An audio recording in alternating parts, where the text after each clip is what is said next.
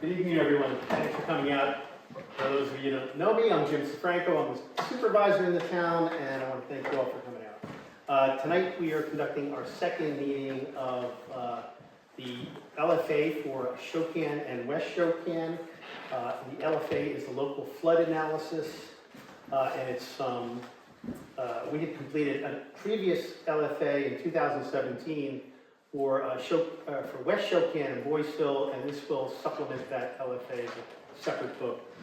And both LFAs were funded through the Shokan Watershed Stream Management Program, also known as the AWSMP. You're going to be hearing a lot of acronyms tonight, so please be prepared and remain alert. This is a lot. We're basically going to be discussing water.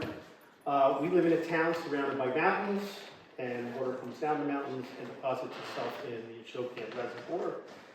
We'll be collecting information on the impact of that water on our community, especially during weather events, rain, hurricanes, tropical storms, snowmelt, and how these weather events may affect our safety, our public infrastructure like roads, culverts, bridges, our streams, and our homes, property, and businesses.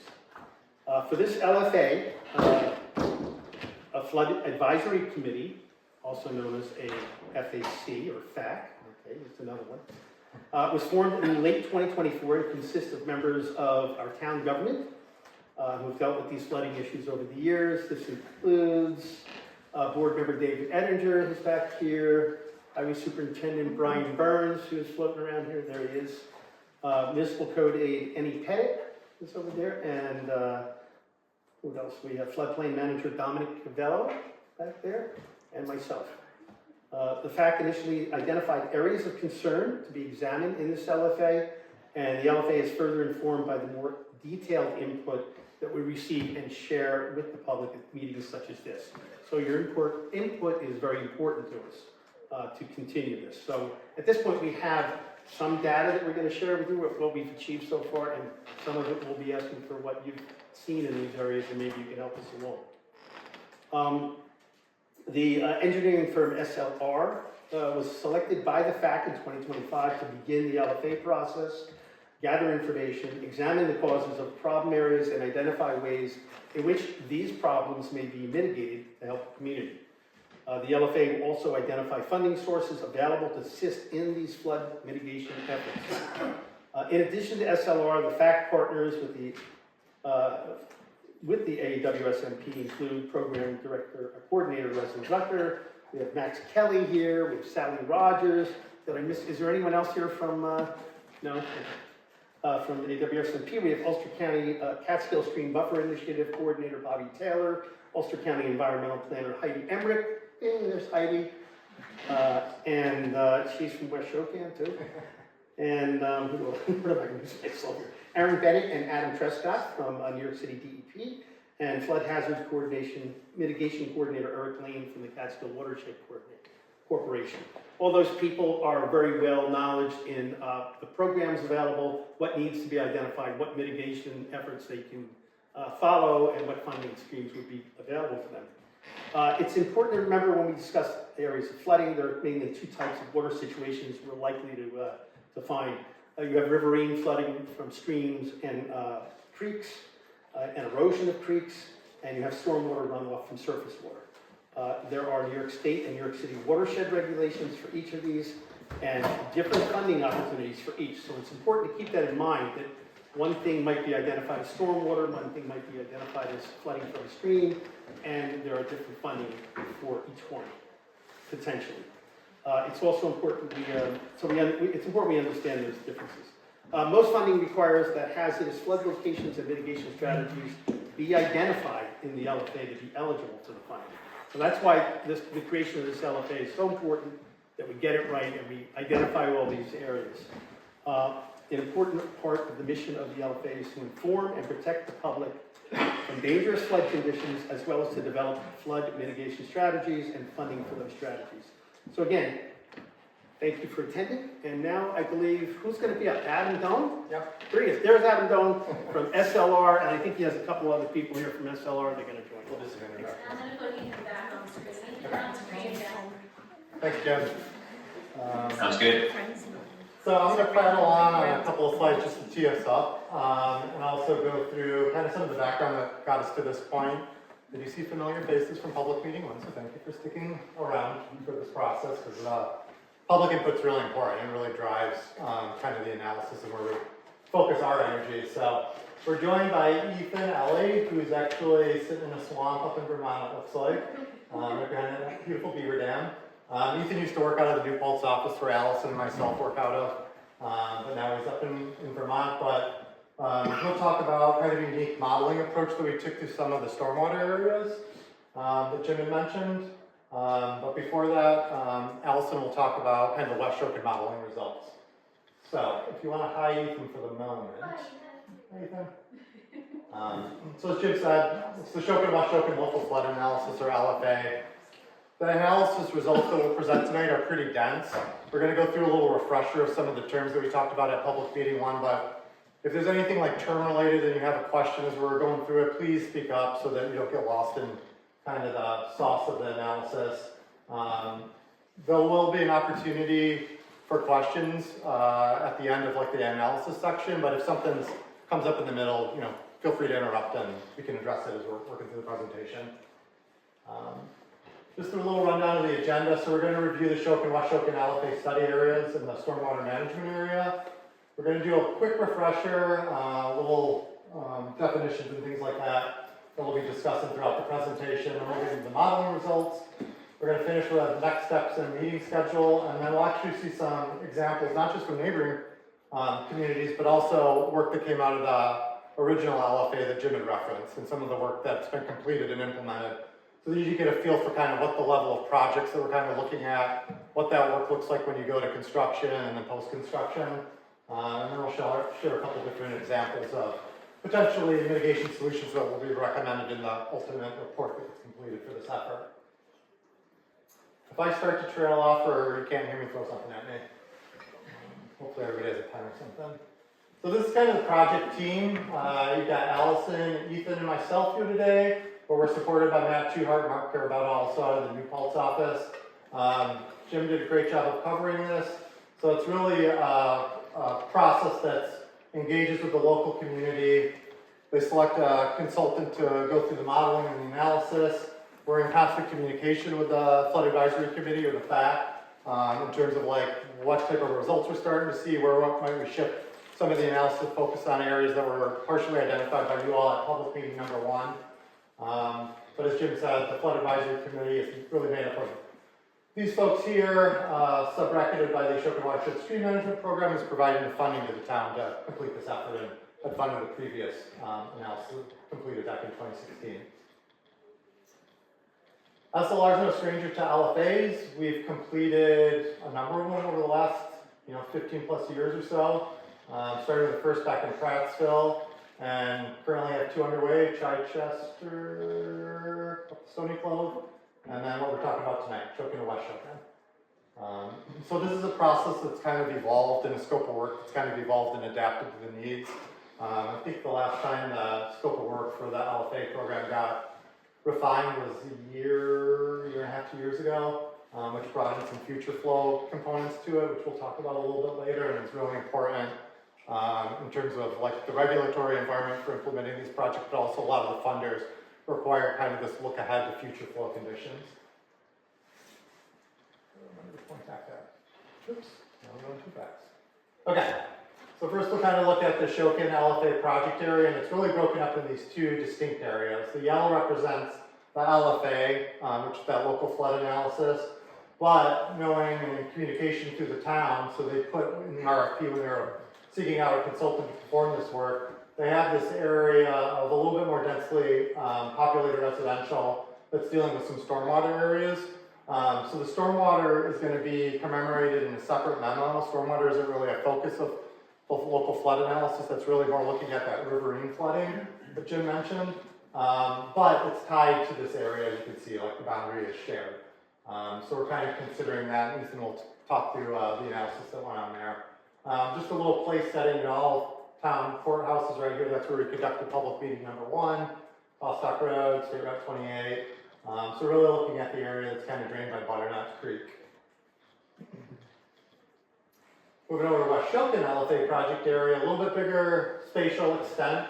The old study in 2016, I think, ended right around here on Multi Hollow confluence, and kind of looked at this area all the way down to the Route 28 bridge, or 28 acres, sorry. For this effort, we've actually extended it to capture more Multi Hollow based on feedback from the community, as well as up the Bushkill Creek as well, to capture some of the other areas where we know there's been either road overtopping or inundation risk to some of the homes. Again, a little bit of breakout here. This is the Lang Road study area. Ethan will cover that, talking a little bit more about the stormwater impacts there. It's kind of a unique area in that there are these like little kind of ephemeral or intermittent tributaries that flow down and connect directly into the Shokan, but there's also a stormwater component to it. So our analysis is really focusing on flood-prone homes and businesses adjacent to Bushkill, Multi Hollow, and Butternut Creek and their tributaries. We're especially concerned with critical facilities, which we have a couple. We've got the Olive Fire Department, we've got Olive Town Hall and Highway Garage. So those critical community facilities kind of get a special look and are handled a little bit separately from, like, say, residential or business infrastructure within the study area, just because they're so important to the community in terms of flood recovery, emergency response, general operation of the town.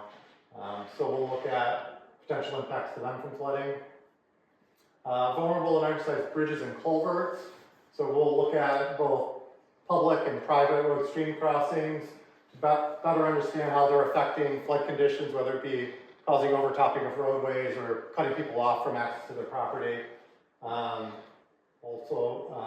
Other areas where the road may be inundated during certain magnitude storms. Threats to water quality, so water quality is a big driver in the New York City watershed, so anywhere there's potential impact, whether it's things stored in garages, stuff like that, we can look at it. We'll talk about tank anchoring program that is available to residents in the watershed. Homes and businesses at risk from erosion, so not just looking at the flooding, but also where there might be homes, businesses, other things, roadway that's threatened by erosion hazard. And then, as I said earlier, stormwater flooding. This is kind of just a breakdown of the process itself for getting through a local flood analysis. So it really starts again with that public input that came out of public meeting number 1. We rolled out maps. We stayed after the more formal presentation to hear from everybody that wanted to discuss either individual property issues that they're seeing or areas of roadway that they know flooded. 15, 20 years ago, I remember during this storm, this part of the road flooded. If we have photos with timestamp on it, we can actually go back and kind of look at where that picture happened to coincide with like a peak flood elevation, which we'll talk a little bit more on another slide and define. So that public input is so vital to this process. We queried everybody that was at public meeting number 1, but if you weren't at public meeting number 1, there's going to be a QR code and an email address that's linked with the project, so we're happy to take in more information related to flooding within the study areas or just observations that you all have had living in the area for as long as you have. The engineering analysis is kind of what we're here to talk about tonight, so we'll be presenting the initial results of our modeling efforts and discussing some of the potential flood mitigation scenarios. That'll go through like a prioritization process with the Flood Advisory Committee and ultimately be commemorated in the report, which will tee the community up for funding opportunities. We're not going to talk too much about benefit cost analysis, but we do want to look at the projects that are being proposed and what the benefits versus the cost are. So what's the cost of upsizing this bridge versus how many homes maybe are taken out of flood harm, or is there a section of roadway that's now passable with this new configuration where folks have been cut off during these bigger magnitude storms. The report will have a detailed section on funding, so identifying both the local funding that comes through the New York City programs, but also looking out to like state and federal funding opportunities that will be there for different mitigation solutions. The LFA report and plan, so as Jim had mentioned, this is really building off of the plan that was completed in 2016, and the idea with these reports isn't that there's something that's going to sit on a shelf and collect dust. It's kind of a living document that can be periodically updated. So you see when Allison's talking, some of the work that happened along the Bushkill, like we were able to bring that information into our models, which will differ from what FEMA's model has, because it existed or was surveyed before that project work was done. So there's Andrew Emmerich's in the back, one of the Ulster County bridges was upsized within the West Shokan study area. It was a stream restoration project just out in front of the town highway complex.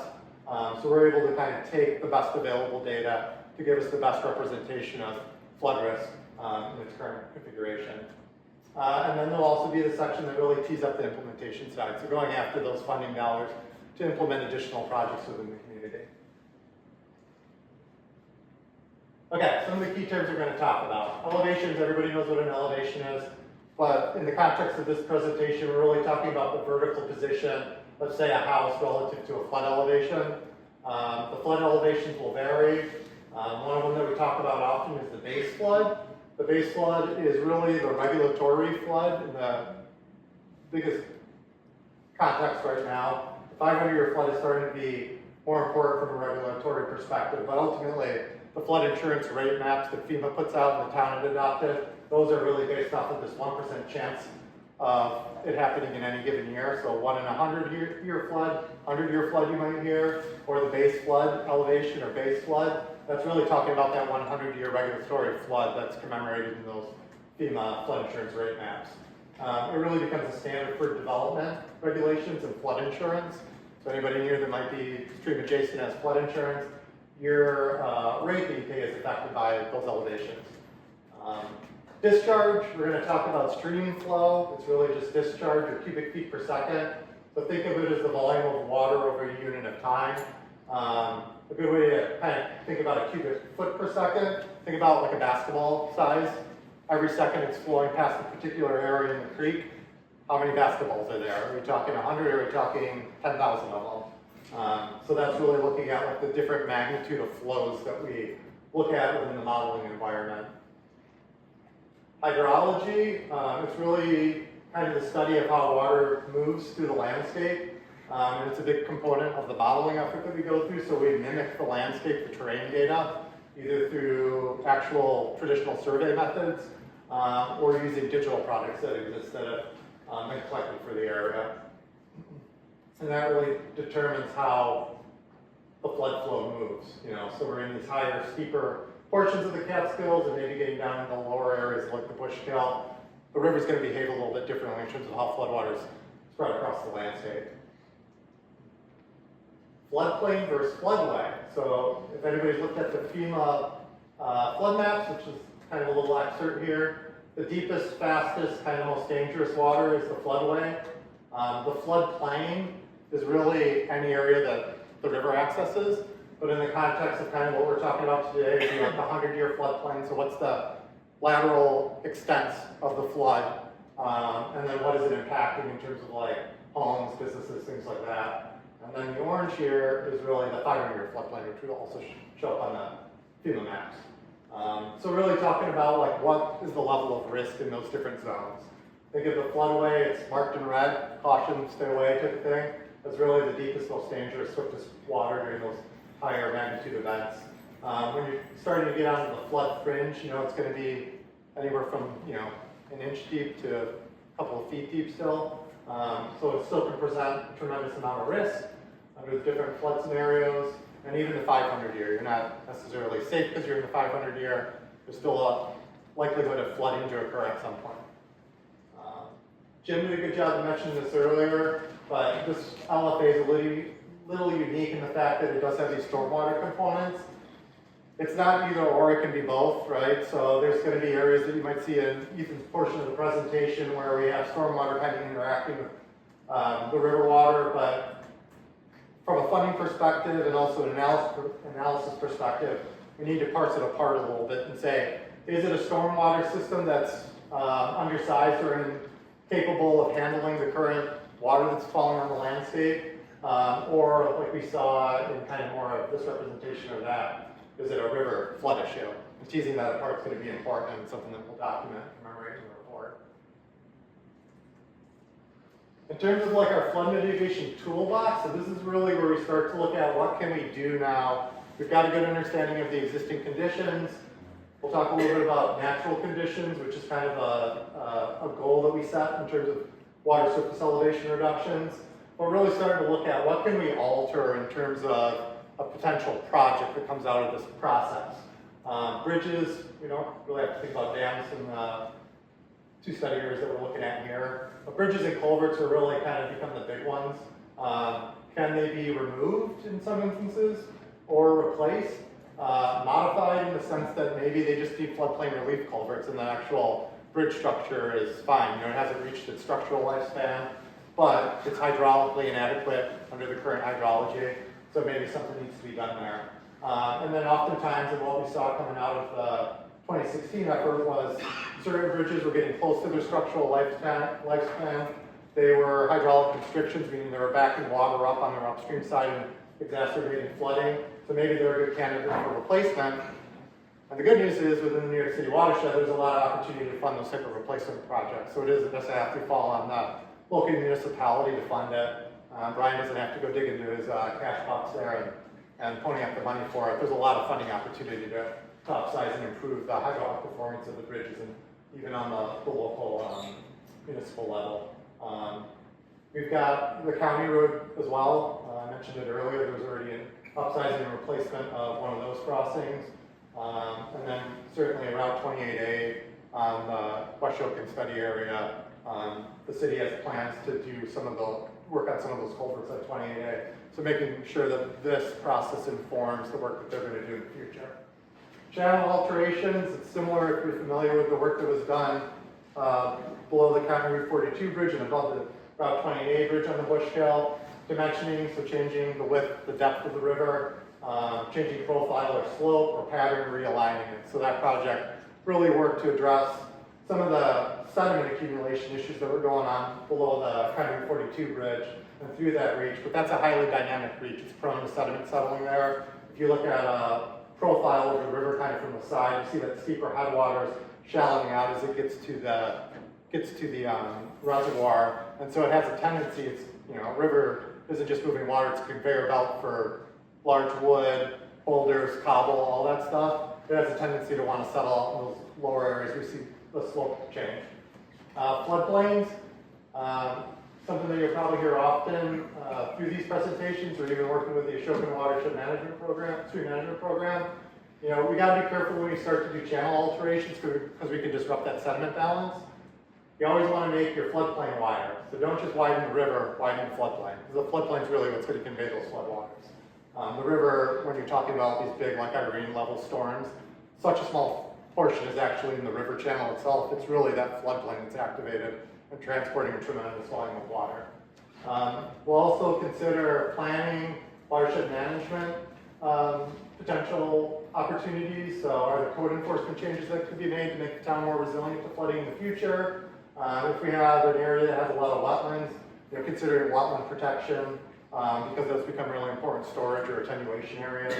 Always a good goal is to limit impervious cover. It increases runoff and peak discharges. That's especially true in stormwater situations, potentially even zoning modifications.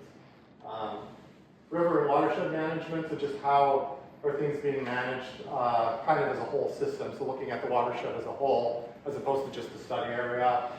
And then in areas where there really just isn't, one of these solutions over on the left side, individual building treatments, and we'll walk through a couple examples of what that means.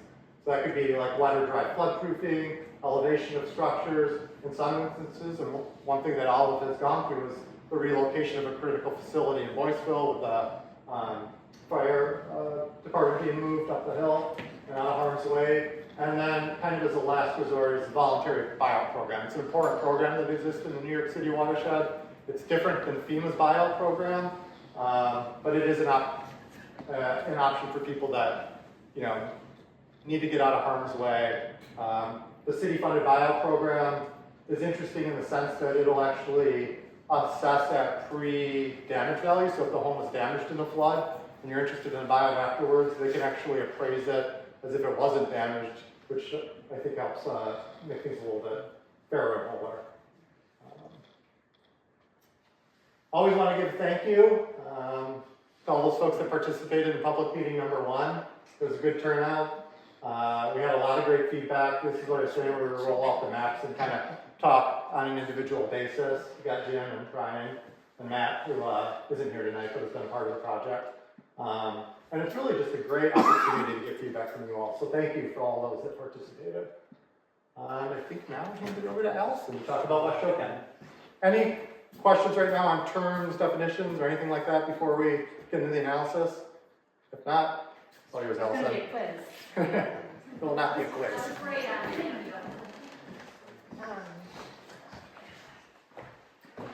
So now we're going to start getting into the weeds of some of the modeling that we've done and some of the preliminary results. Testing out some of the solutions. We're going to talk about some of the updates that we've done to the models that exist so far, like the FEMA models, some of the various work that's happened in West Shokan since then. So we're going to start with West Shokan, and then Ethan will take over and talk about the Lane Road area. So I'm just going to talk about the Bushkill and Mossy Hollow, and then we'll move to Shokan. So before we get started, let's talk a little bit about the last LFA that was completed in West Shokan, and I think the report came out in 2017. How many people in this room attended some of those public meetings as a part of that process the first go around?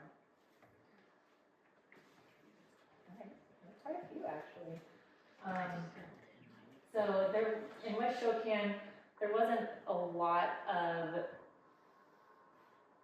areas that had inundation problems.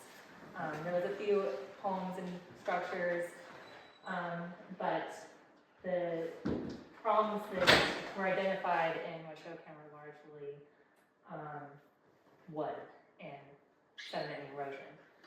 So a lot of the recommendations that came out of that LFA report included some of the work that they did was modeling like wood accumulations around bridges and seeing what that does to the capacity of that bridge to convey those floodwaters. So they're blocking half the bridge with wood. What does that do? Does that increase the risk associated with the 100-year storm? And also discuss some areas of erosion that were of a concern. And there was a few crossings that they did identify as possibly a good candidate for replacement and increasing the size and capacity of those crossing zones. A culvert on Burger Road, and then the county bridge over Mossy Hollow Brook. Sorry. So this is a picture that was taken from a helicopter from our beloved colleague Danny Davis, who we actually just came from his retirement party before coming out here, following Irene. And this is the Bushkill. You can see the Watson Hollow Bridge right there, and all this wood that is accumulated, and all this sediment, this bar depositions, meandering stream with multiple channel pathways. That's kind of the story of this section of stream. It's very dynamic, and yes, there was a project that was completed, a stream project that changed the channel alignment and added some bank protection and whatnot. But this is still a very dynamic section of stream, and that's always something to keep in mind as we go through some of the results. So just to cover the West Shokan area again briefly. So this map has all of the FEMA flood hazard zones on it. So the red dashed area is the floodway. The blue is the 100-year floodplain, and then the orange color is the 500-year floodplain.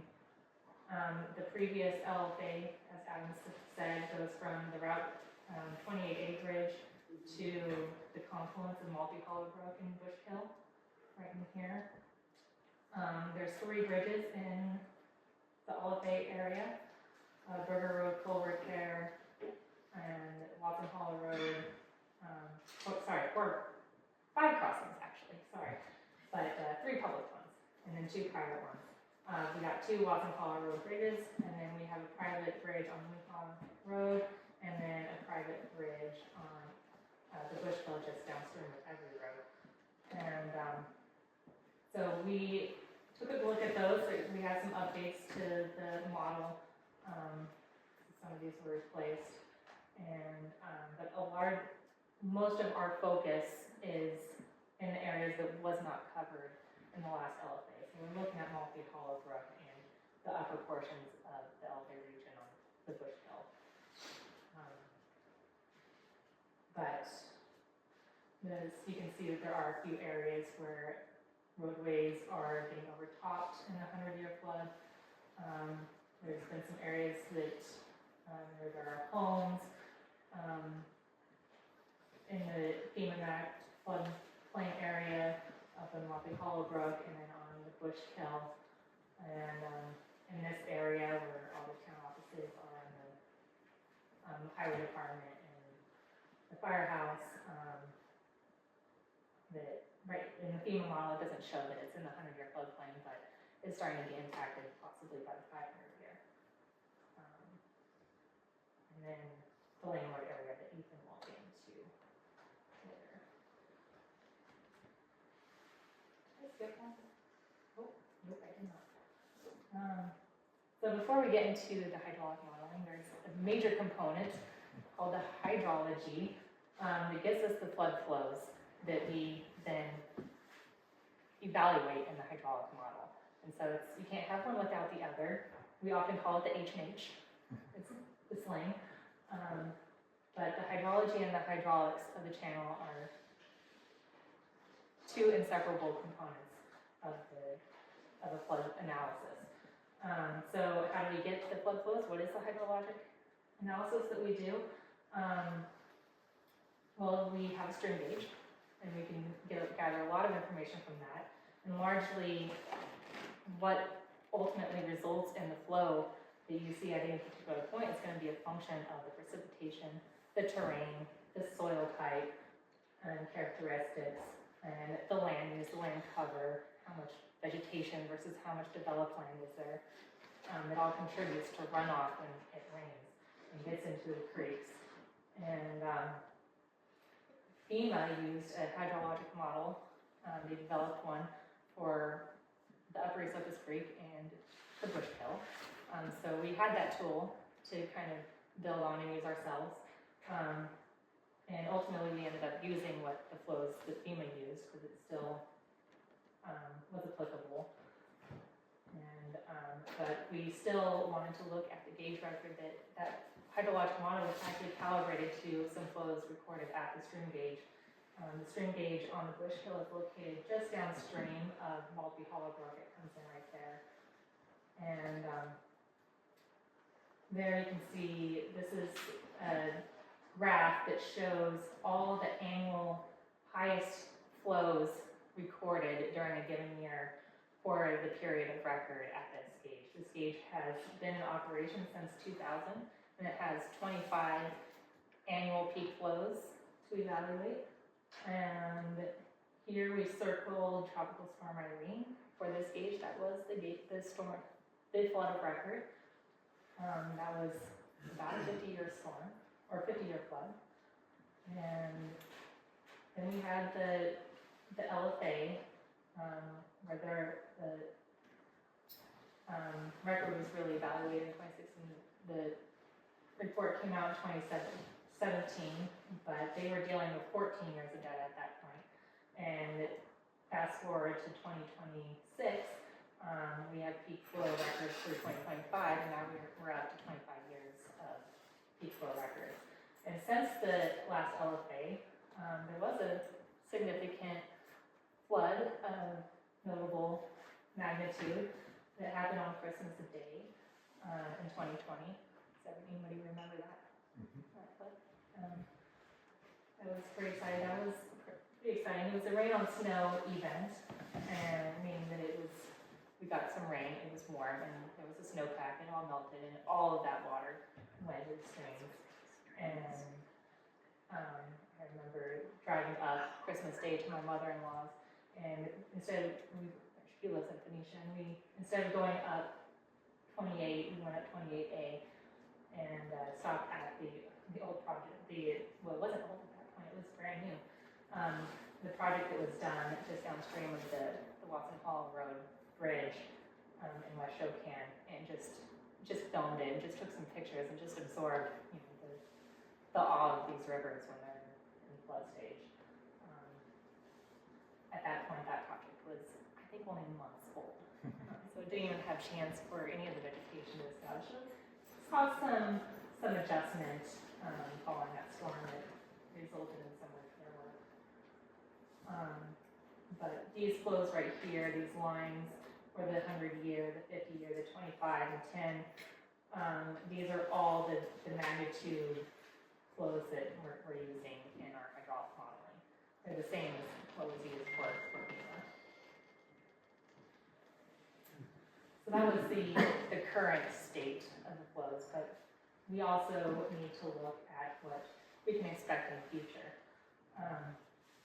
There are some different ways and methods of doing this, but we took, because we have this hydrologic model that's calibrated with the stream gauge in our watershed, we used this model developed by Cornell University Northeast Regional Climate Center that looked at what the future rainfall from intense storms, from severe storms, is going to be in the future. So looking at the 100-year storm, 50 years, or towards the end of the century, what that could look like, given some different global warming scenarios. So here in this table, there's a lot of information, but this is kind of the results once we plugged in these predictions for rainfall depth from these intense storms, putting it into the hydrologic model and letting it flow through the landscape in that model, and developing these new flows for the future at various locations in our study area. So Bushkill above Maltby Hollow Brook, Bushkill above Tri Brook, at the Shokan Reservoir, and then Maltby Hollow Brook above the Bushkill. So all of this. I'm a little confused with the 1 and 4. How can at one point the Bushkill be above Maltby Hollow, and then at the last point Maltby Hollow is above the Bushkill? That is curious. So you're looking at the Bushkill above Maltby Hollow Brook Right. here, and then Maltby Hollow Brook. Right. It would seem to me it's an either or, that one is either above the other. It has a lot to do with the terrain and the drainage area, and that there's some differences, and the hydrologic model picks it up with like the slope of the terrain and the different land cover and soils. There's just enough, and it's actually pretty similar drainage area, that some of those other characteristics will result in a different discharge, even though they're similar drainage areas. They're very similar. Yeah, does that answer your question? Or is it convincing at all? Yes. So given what we were talking before about the 50-year Irene being 50-year storm, so have we seen this CFS before in these creeks then? Mm-hmm. Like, was Irene pretty much what we see on the right column there? Yeah. From that graph that we were just showing before, like this would be the line that you would be looking at. So this is the 50-year, and it was right around 6,000. So no, on the Bushkill we have not exceeded this at that gauge. Oh, really? Yeah. Not in the 25 years the gauge has been there, but Yeah. you know, we've had storms back into the 50s and stuff like that that weren't captured by the gauge because it just didn't exist yet, that could have exceeded that. In terms of the gauge record, we haven't seen anything that's exceeded that 50-year mark yet. So yeah, not even Irene wasn't that. No, No. it was almost a 50. Yeah, even if you do the gauge analysis, or you just look at the hydrologic model, Tropical Storm Irene, the flooding that resulted from that storm did not exceed in both methods a 50-year storm, or it was right around the ballpark of a 50-year flood. And so, yeah, it was really close to that number, and that is what they actually, this number right there is what they did a lot of their calibration of the hydrologic model based off of that. So there's a lot of agreement between the hydrologic model and the flows from the tropical storm Irene, like within or CFS for the 50-year. It's a dense slide, like Allison Yeah. said, there's a lot there, but I think the takeaway is really that, like in this future scenario, and all the projections are showing it for the Catskills, it's gonna be wetter, we're gonna get more intense storms, and I think Allison, I don't mean to steal like the thunder at the end of it, but the area highlighted kind of down in the red is really kind of displaying like what the percent increase is projected to be. You know, it's obviously a projection, it's based on the model, but kind of like a confluence of different data points that are coming to say, like the Catskills is going to be a bullseye for these more intense duration storms in the future, towards the end of the century. In this table, we're kind of looking at like the moderate increase, the moderate emission scenario. There is another scenario called the RCP, or the Representative Concentration Pathways. It's basically the greenhouse gas emission scenario that there is a RCP 8, I almost said 8, that would be a lot more extreme, result in a lot more extreme flooding. But looking at the moderate forecast, we're looking at 22 to 24% or upwards of that for flooding in this area. If we were looking at the higher emission scenario, then we might be looking at upwards of 30%, possibly. So this is pretty heavy, but what do we do with all of this now that we have these flows? Well, now we can assess the risk looking forward, so not just what's happening today, but you know, like Adam said, it also is kind of a requirement now for a lot of public funding sources and grants to consider the future conditions and make sure that whatever projects we decide to pursue can hopefully be successful in the long term throughout the entire life of that structure or yeah. So this is not an example from our watershed because we have not run this flow through the hydraulic model yet. But this was done in the community of Lanesville for a very similar process to LFA along the Stony Cove Creek. And here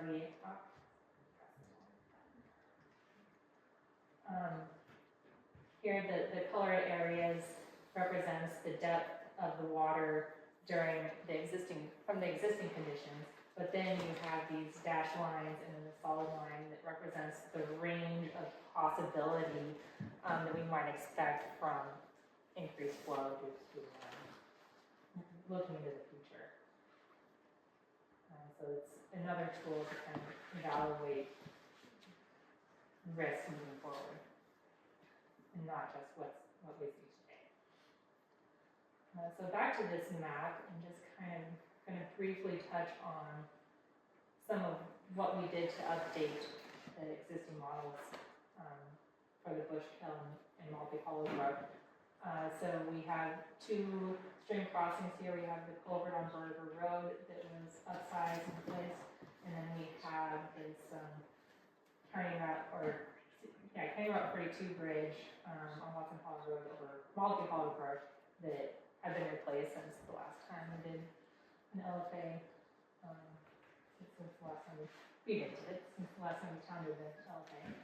And then we have the stream project that was completed in 2020 and then prepared in 2021. We had some pretty detailed modeling that we were just able to pull into the FEMA modeling and update it that way.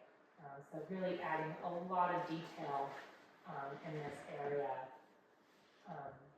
to better reflect what might actually be happening. And then we'll zoom in on these two areas in the black circles because that's where we see most of like the flood hazards in the LFA area that we we've already started kind of exploring some mitigation options there. And I will give like a quick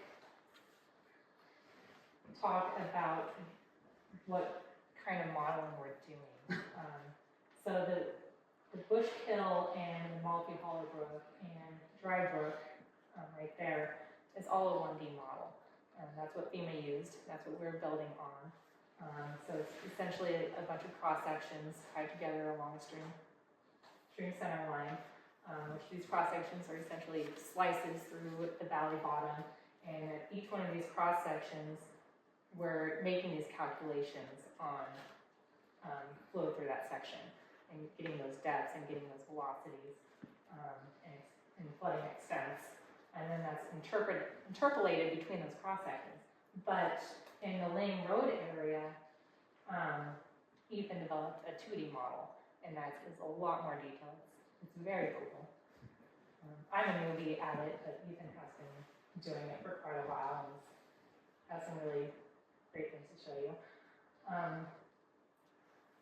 And so he'll get a little bit more into what that modeling actually entails.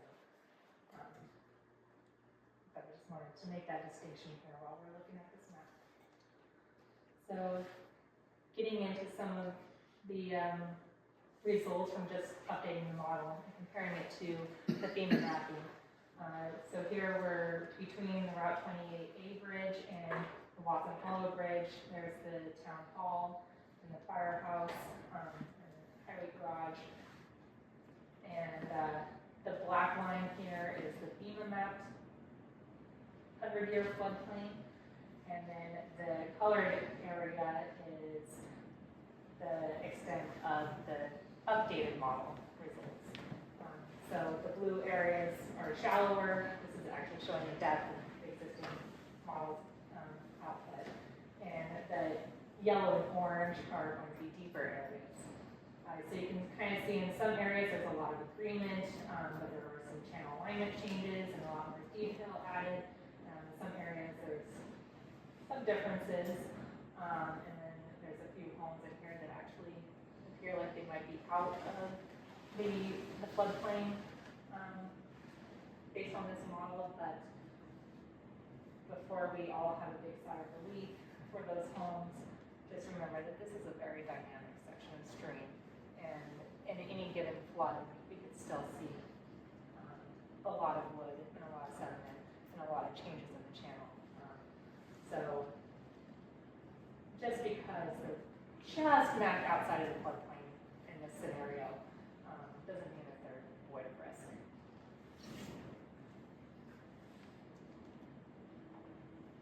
This one is looking at the 500-year flood. So again, the black lines are the FEMA mapped zones for the 500-year inundation. And then adding all of that detail to the model, we actually can define some of these areas where it actually is probably spilling over Watson Hollow Road and starting to access some of these deeper areas on the backside of this valley here. You see all these channel pathways. The firehouse is still in the 500-year flood.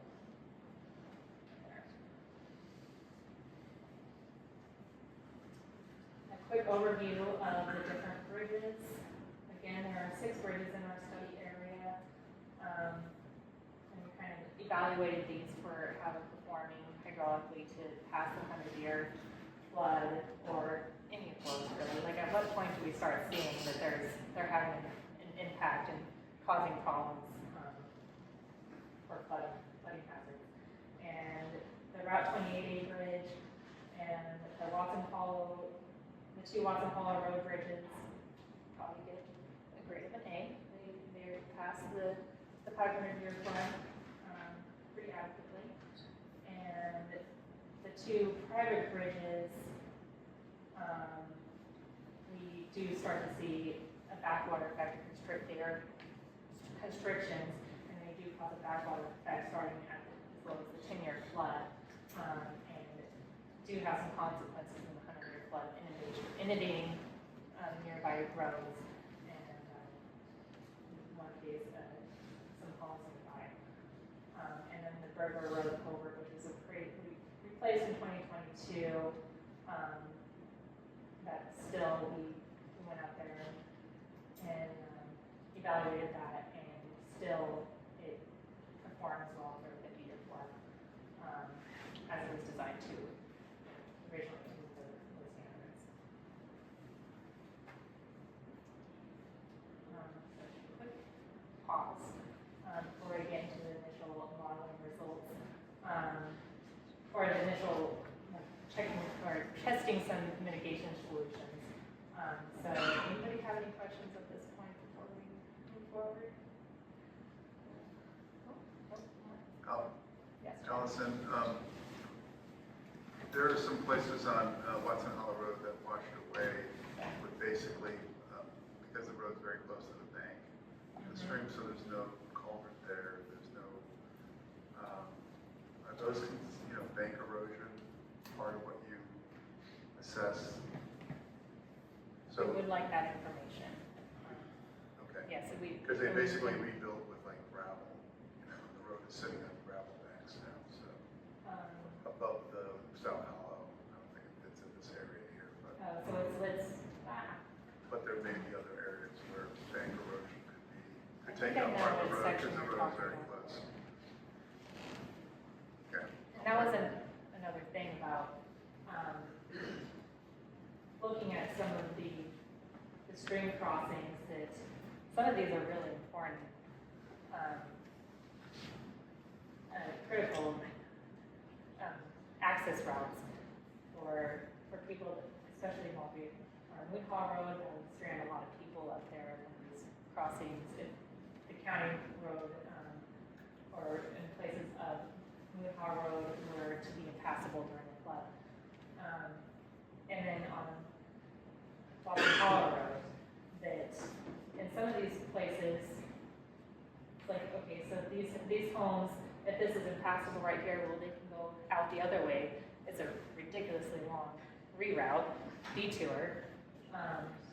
But that is assuming that there is not going to be another road closure just up the road in the other direction. So that was a good point, Chad, that a lot of these are outside of the focus area that we're looking at in this LFA, but it is something. But even upstream of the firehouse, there's a section of road where the stream was literally up against the road, and it was bank erosion downstream of the Watson Hollow Bridge. So, depending on how much water's there, Yeah. so just another risk factor, right? Taking Exactly. out part of the road, so Yes. it doesn't involve a culvert, doesn't involve a bridge, but because the road is so close to that floodplain, I think those are areas that we want to highlight Yeah. also.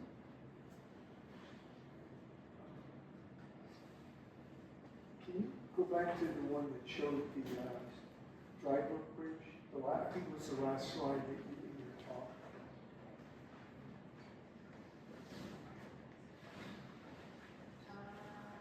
I don't have the triangle. Okay.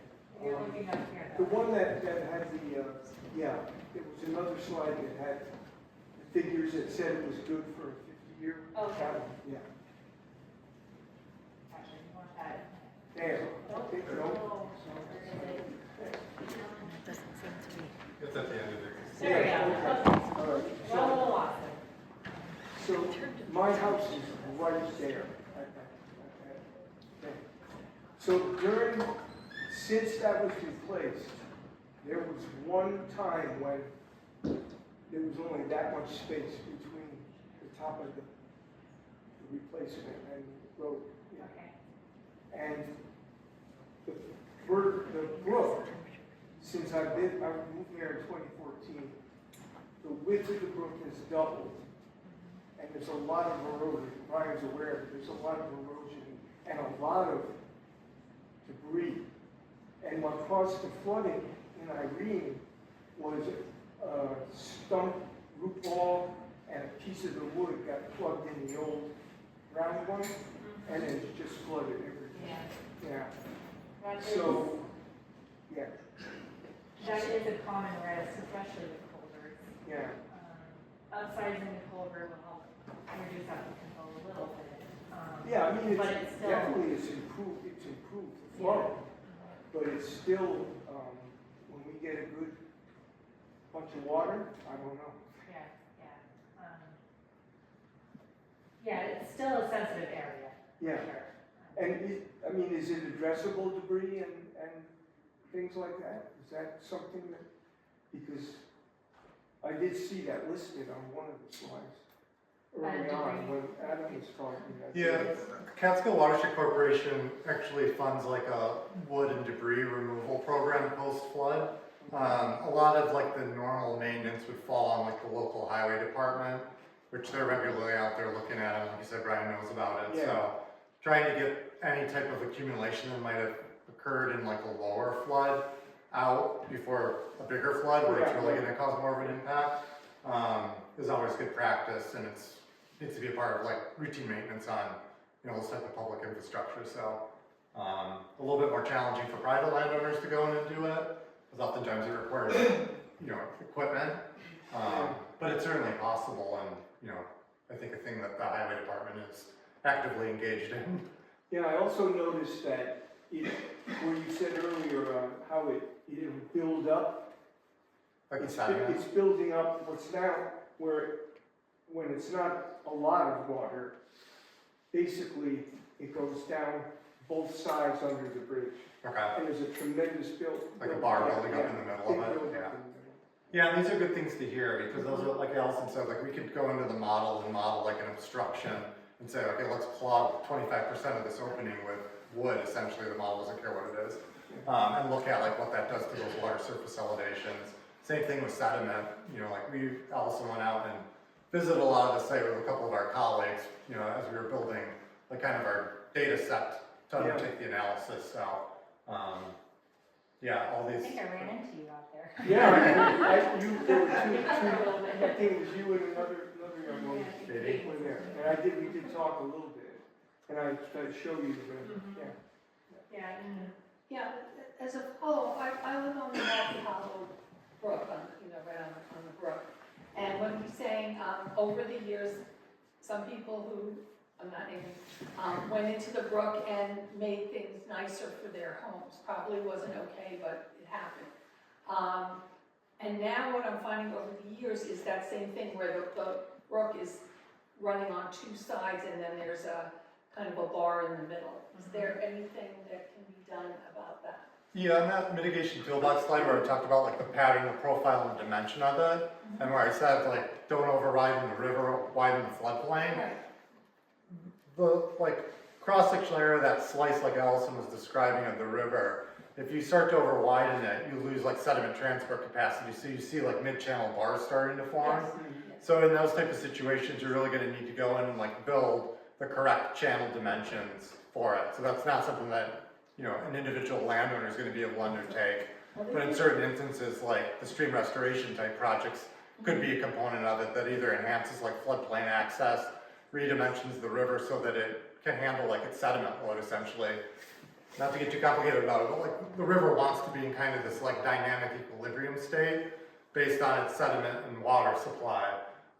When you start to mess with it and you like over widen it, you lose essentially stream power, its ability to transport the sediment size that it has to pass that. And that's where you start to see like these mid-channel bars form, which over time will lead to increased erosion, on the outer margins. That's because- what's happening. That's what's Yeah. happened. So, Absolutely. and so really the solution is going to be some type of like stream project to address changing the river kind of pattern, dimension, or profile. Is that part of the plan in the multi-hollow? Not in what we'll present tonight, but this is the type of feedback we want to hear, and then in discussions with the FAC, if it warrants further exploration, it's something that we could consider and certainly would be well suited to do within the modeling environment we've developed. Can I just say, this is such fabulous education and wonderful questions, but they've got 56 slides left and an hour or so. So general questions, yes, raise your hand and ask them, but specific stuff we can talk about one-on-one afterwards as everybody's packing up and all that. Is that okay? Yeah. Okay, It's really so good sorry. discussion. And I've done 4 hours. Don't play. Thank you guys. Okay, jumping into some of the mitigation solutions that we started to test. So this is going back to those black circles that I highlighted on the map before. This is on the bush kill between every road and a private driveway right here with a bridge. There is a home in the floodplain right here. I guess I'll backtrack a little bit to kind of just explain what you're looking at on this map. This black line is the FEMA 100-year floodplain, and then the colored area is the depth of the water from the existing conditions model that we updated, and then this light blue line that is different in some areas from the other two models is the natural conditions model. And what that means is for the natural conditions, we remove all of the human impacts on the river. So we remove the bridge, we remove the driveway, in some cases, areas where there might be berms, or just to see just to get an idea for what the full level of impact of all these different modifications along the channel and floodplain is having on flood elevations. See like what we can maybe strive for, and it helps guide us in where we can kind of pinpoint where we'd have the most impact on reducing flooding. And so in this area, you can see that up here, the existing conditions model, this blue shaded area, there's a lot of, it's almost exactly what the natural conditions is. So that means that there's really not a lot of human involvement right here that's causing some of this increase, or causing some of the flooding issues that might have a more easy solution to address.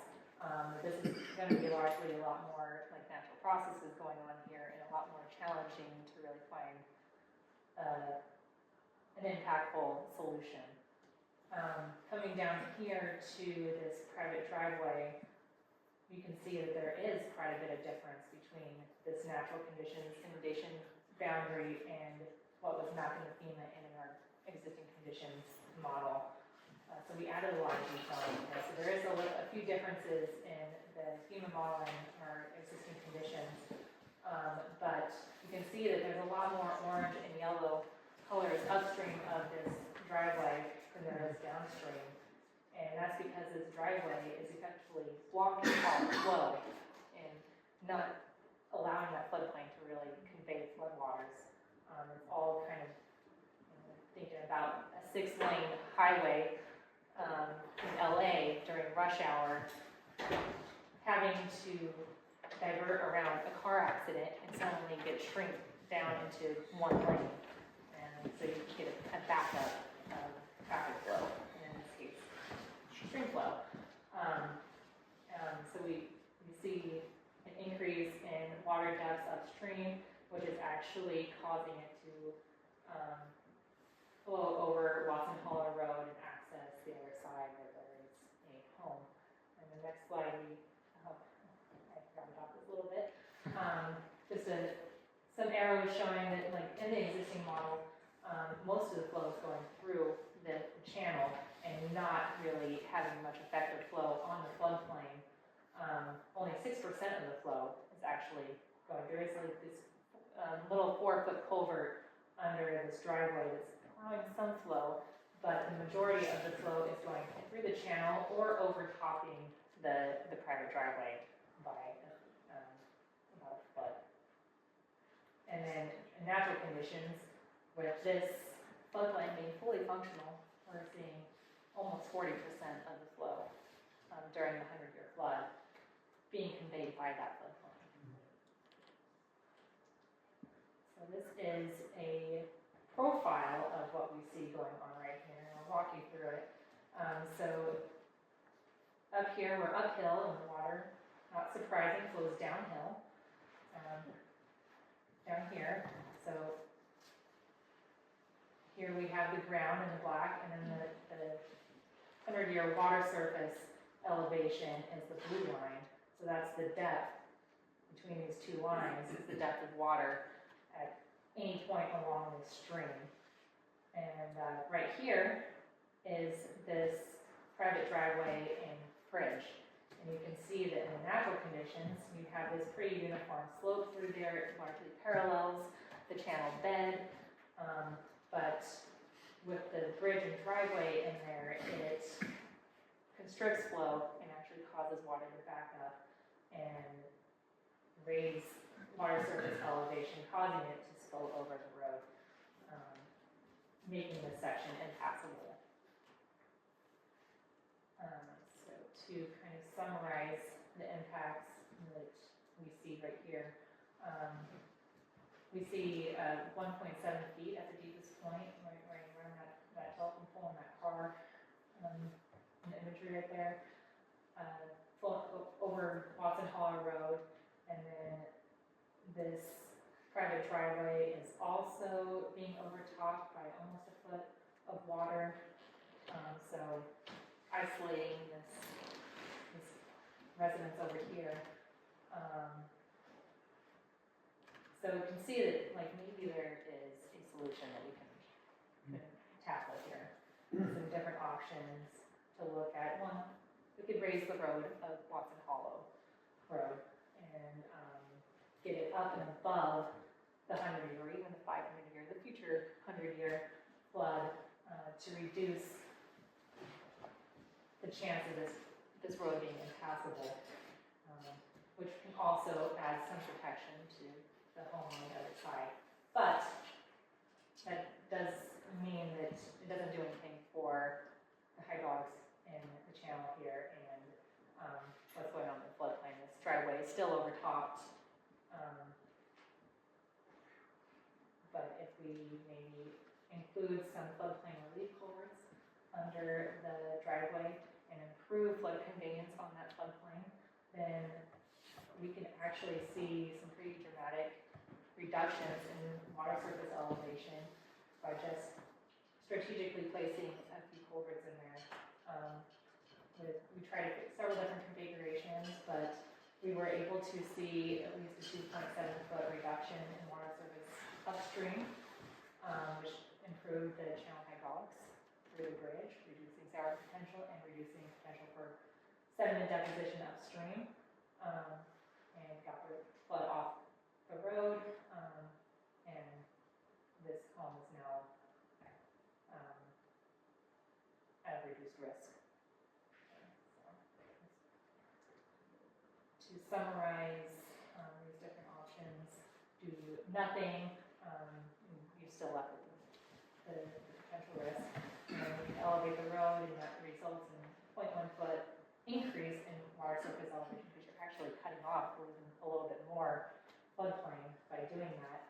And the driveway is overtopped by 3.5 foot of water. I think that's looking at the 500-year flood, not 100-year. I think it's still only about a foot. Or you can install the floodplain relief culverts and see almost 3 feet reduction, and that driveway remains passable. It gets challenging to do these kinds of projects on private infrastructure. So there might be more funding opportunities for something like elevating the road, but still doesn't mean that we can't evaluate these and see what options there are. Now we're going to go up to Maltby Hollow Brook, looking at the very upper extent of the study area. Here's Hanover Meadows, and this private bridge. Here's Moonhaw Road. Going up here, you can see that this is the same kind of map, with the black line being the 500-year, or the 100-year FEMA map floodplain, and then our existing models condition with the different colored depths, and then the light blue natural conditions. You can see most of this area, the natural conditions is the same as our existing models, because there's not a lot of modification that's happened in this area that we could remove and see a reduction. But down here along this private bridge, this is a very similar situation to the other private bridge, and that there's a constriction and stacking of water and causing it to overtop its drains onto Moonhaw Road. So in this model, there's a few spots where Moonhaw Road is getting inundated. In this area, we added a lot of detail to the model because we got reports from members of the community that there is actually a lot more flooding concern in this area than what the maps were showing. That it does spill out over the banking here and accesses some of these floodplain channels, largely influenced by accumulation of wood at that bend. So we haven't really pursued a lot of solutions here yet, but one thing that we could do to get us started is to kind of simulate what accumulation might actually be doing. This model just shows clear water. There's nothing obstructing flow, but if we do obstruct some of the flow and get a better idea of what is actually, what the actual flood risk in this area is,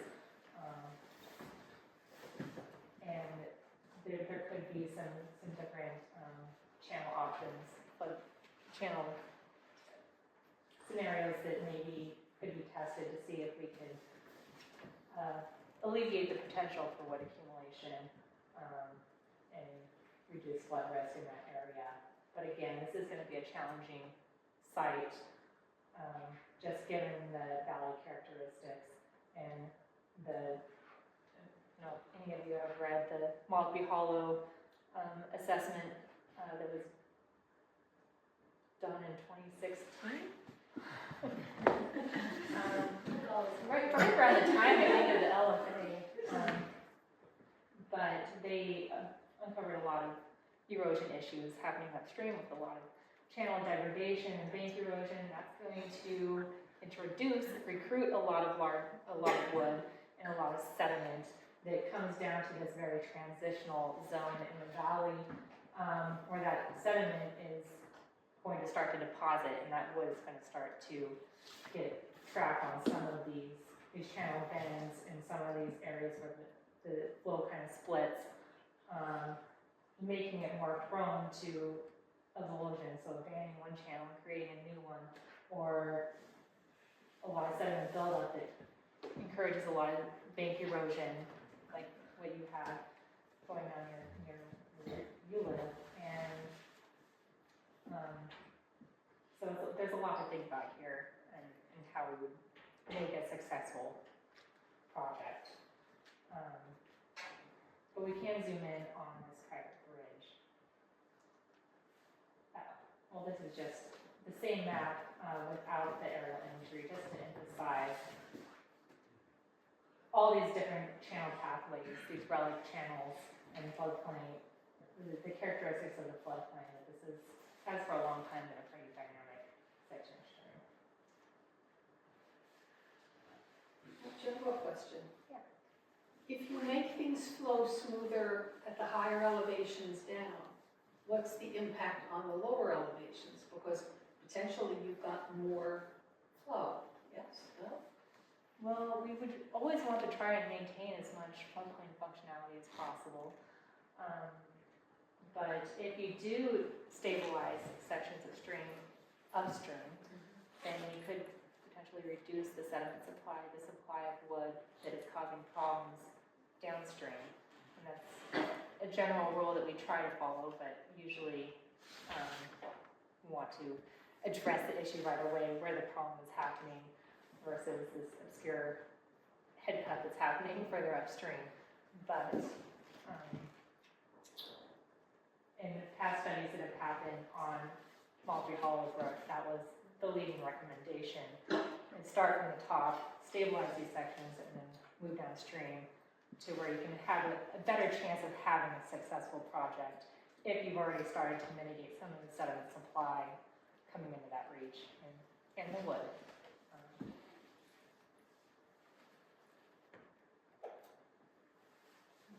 So this private bridge, Hanover Meadows, same situation as the other bridge, started to kind of see flood getting out on the road even during the 50-year flood.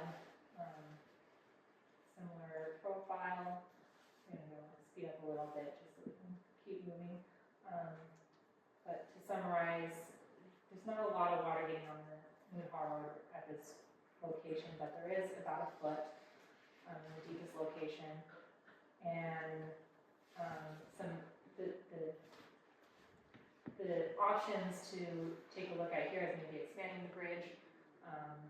A quick first cut at it, we saw that we kind of needed to expand the bridge from its current 32-foot span to like a 65-foot span, which also requires some bank work, cutting this bank back to accommodate a larger stream crossing. And then with that, we saw a bar surface elevation drop upstream of 1.3 feet, getting it off the road and off of the top of the bridge. Or you can elevate Moonhaw Road. That actually resulted in a little bit more of an increase in flood elevation by 0.33, and still didn't address losing access with this bridge. If this bridge is overtopped, there's multiple properties, multiple homes, where that is, I believe, their only access. I don't think that they have access to every road or on that side. So it's something to consider. I have a lot of time for questions, but before I hand this over to Ethan. Yeah, let's hand it over to Ethan, and then we'll save the questions till Ethan gets through it. See if I can copy it up and make it kind of small, but so you can still kind of see it, so it's not just like a weird voice. Are you going to go over the Shokan part too, or no? That'd be great. Yeah, we're doing that. Right Going after to- my Okay, Ethan, we can hear you, so you just tell us when you want to go next slide. Okay, awesome. All right then, so thanks everybody. Sorry I'm not there in person, but hopefully I'll be able to present from virtually from over here. So I'm going to go through some of the stormwater flooding that's over at Lang Road. So there's the neighborhood of Lang Road, which is in West Shokan. There are, as you can see, some stormwater flooding issues in that area. And a lot of that is due to the runoff coming from down the mountainside. There could also be some issues with potentially some high groundwater. Most of this presentation is really focusing on that stormwater issue, because the groundwater is a little tougher to kind of piece together, and the stormwater is a pretty obvious sort of issue that we can use our modeling for. So we're going to piece that up together and kind of talk about that. So next slide, please.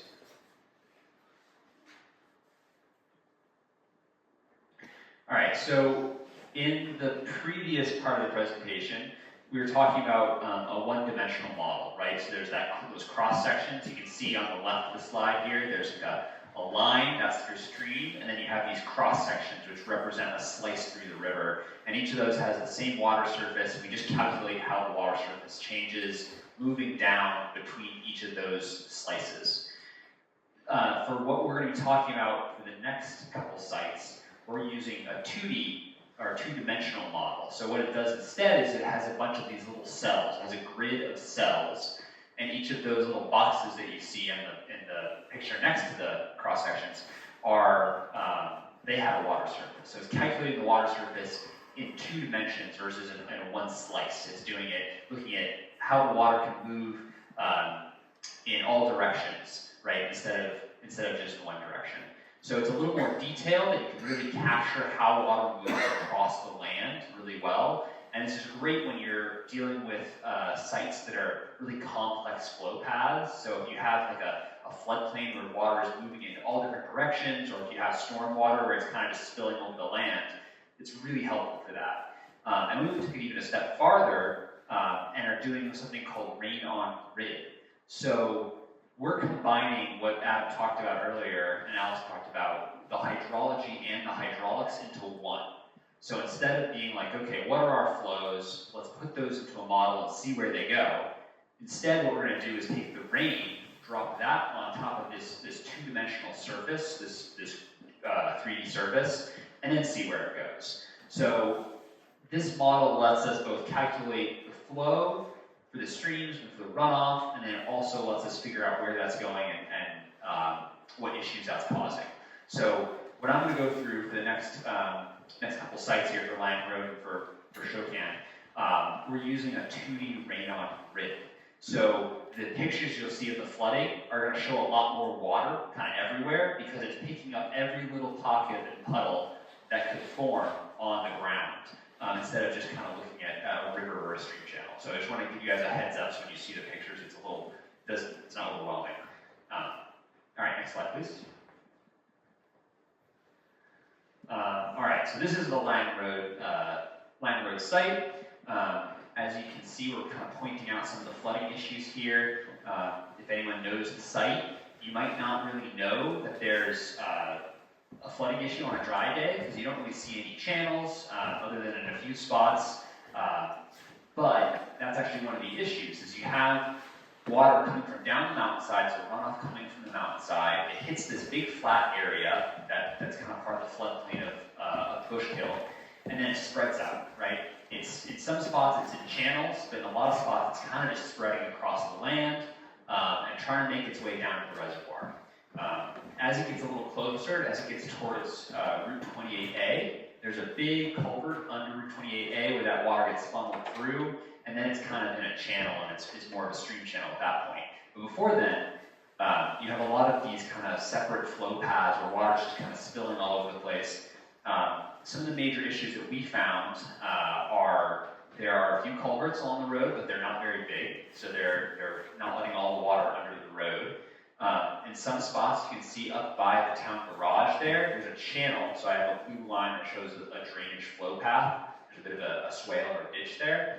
And that goes along until it gets next to the park, and then it kind of disappears. And so the water that's being conveyed by that kind of just spreads out, and then it affects some of the homes on there that are downstream from there, and then it crosses right over the road and floods the road. So in this area, you're seeing a lot of driveways flooding, you're seeing the road over top, because the water's just not being effectively conveyed across the road through channels or through culverts. And then we also have some flooding up on Blueberry Hill Road, where there's a culvert that overtops as well. One last thing I want to call out is there's a label on here pointing to the post office. There are some reported flooding issues at the post office, and we'll see later why that might be the case. So next slide, please. All right, so here is what our rain on grid model gives us, and it's kind of funky looking. So there's water pretty much everywhere. What you got to pay attention to is kind of where the flow paths are. So in that previous slide, I kind of showed you where the water's flowing, and the darker shaded areas are the deeper water. So you can see in some spots you have the water coming along by the highway garage, or the town garage, and then it kind of just spreads out and starts to flood around all the homes there, it floods across Lang Road. You have the same thing kind of down where they have the salt sheds. You have water in kind of a channel coming down, and then it gets towards Lang Road, it kind of just spills over the road, and there's a little bit of a channel in there where it's conveying some water, but not really until you get to Route 28A, and then you can kind of see those dark spots where water gets deep. That's because the water's hitting that culvert. It's about a 4-foot diameter culvert, and it's backing up and then just spreading out, right? It's spreading out behind the post office, and then it's kind of working its way up and actually going under another culvert. There's a 3-by-3-foot box culvert just up the road, and it's actually going through that as well. So the water kind of just pools up behind Route 28A, spreads out all over the place, and backs up and causes some flooding issues. So this right here, what we're looking at is a 5-year flood. So this is a very frequent flood. This is a flood that's like it's 20% chance of happening every single year. It can be very common. Stormwater, one thing about stormwater, and this is very different than what we had previously in the presentation, is we focus on these kind of smaller, more frequent storms. Our infrastructure, our stormwater infrastructure, is really not designed to convey a 100-year flood. It's not designed for these major floods. It's designed for the smaller, more frequent floods. And our regulations are based on that. So like for Lang Road, it's considered a rural local road, and it would be required to pass, to have its drainage infrastructure past the 10-year flood, or for stormwater catch basins, the 5-year. So it's a pretty frequent flood, not a huge flood, but even here in this 5-year flood, you really don't have that water being contained in any way. So as we move through here, so the stormwater stuff, we're really focusing on the more frequent, smaller floods, up to about the 10 or the 25-year flood, and then we move back to riverine flooding. We'll talk more about like the larger floods again, the 50-year to the 100-year. So here, yeah, I've kind of already called these out. You can see these are those flooding issues. You have the road overtopping in several spots, and then the water backing up behind Route 28A. Next slide, please. Okay, so what do we do about that? There's a bunch of little things that we can do that should help get the water across the road and not be spreading out across everybody's properties and across the road. The main thing we need to do is put in some drainage swales, to funnel the water and keep it from spreading out across the land. So one spot we're proposing that is right along with the Davis Park there, Lester Davis Park. So putting in some sort of swale, a ditch pretty much, to convey the water and keep it that's passing along behind the town garage, keep that going and get it to Lang Road without it spreading out and going through the neighborhood. And to help with that, we also have this short berm that's kind of along the edge of there, because you have a very low spot where the water wants to go, and to keep it in the swale, you kind of have to put something to prevent it from spreading out through the low area of the land. Another spot, there's a little farther down the road, there's another spot we have a swale called out. So a lot of the spots, we're just taking the water that's already in some sort of channel, and we're just continuing that channel until it gets to Lang Road. Then upsizing the culvert. So there's one culvert called out here.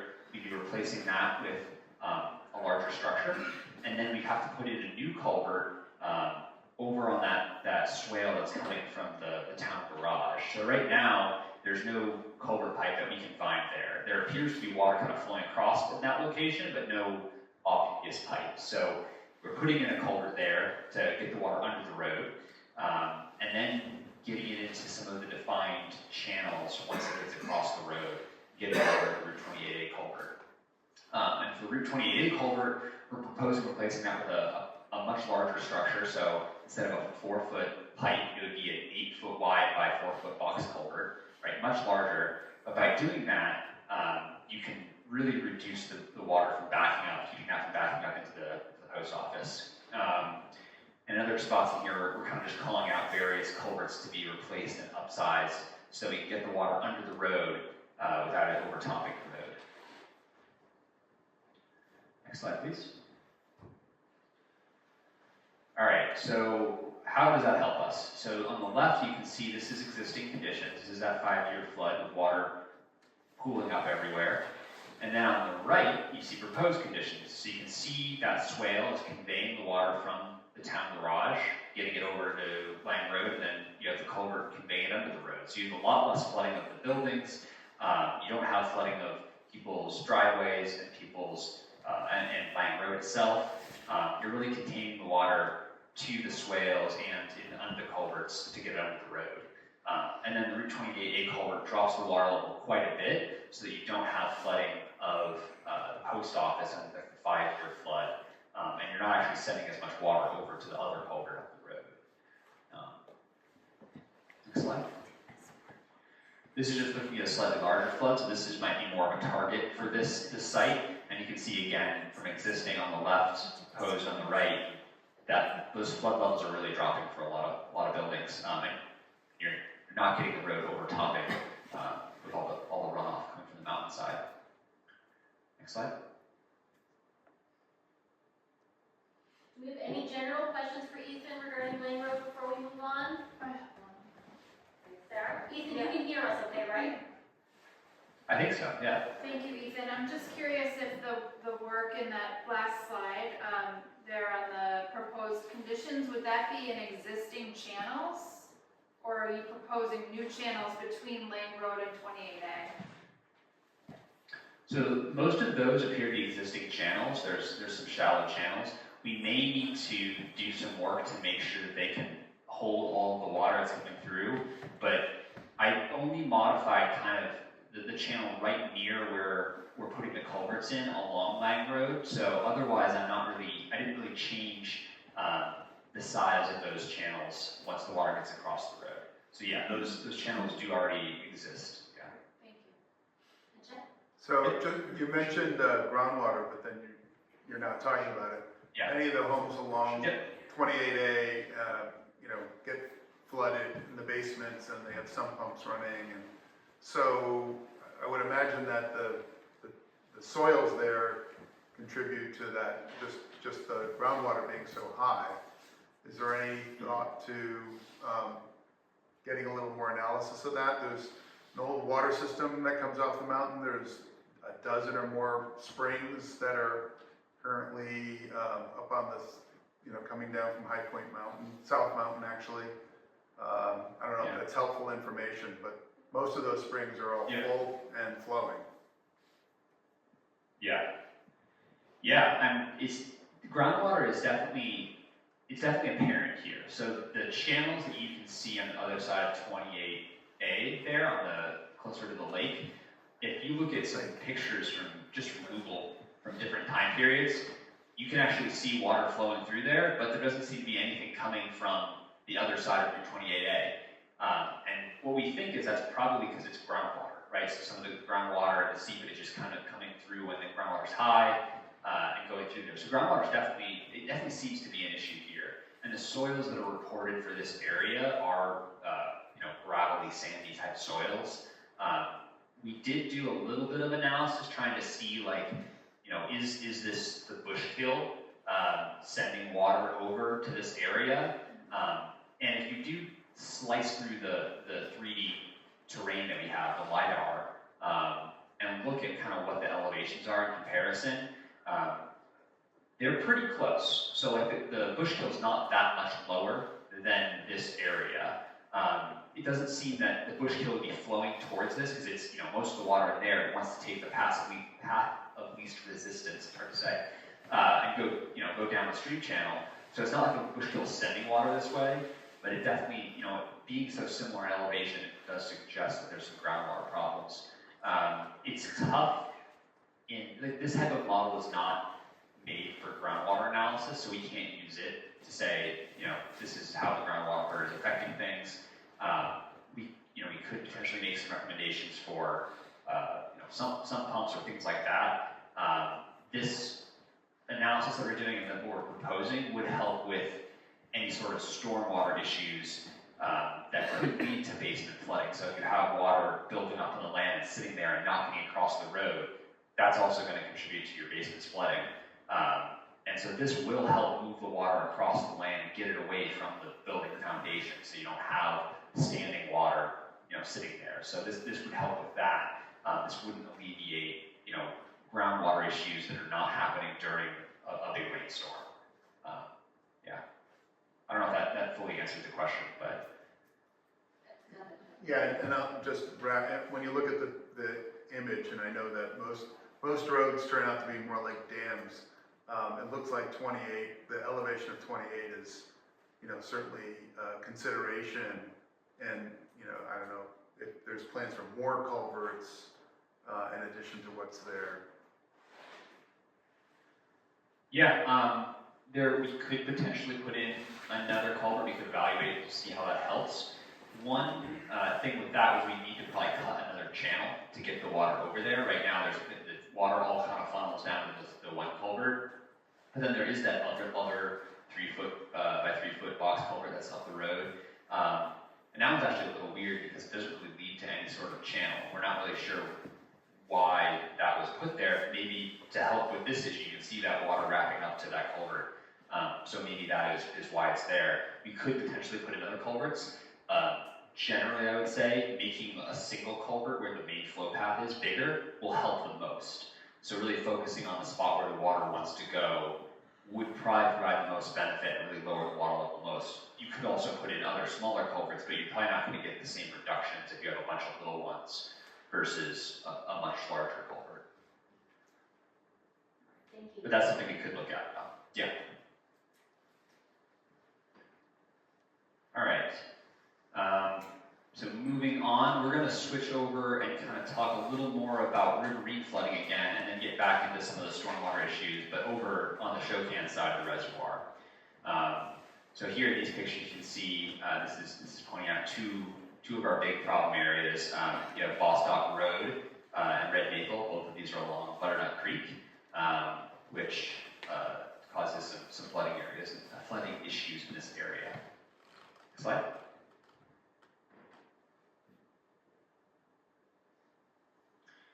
All right.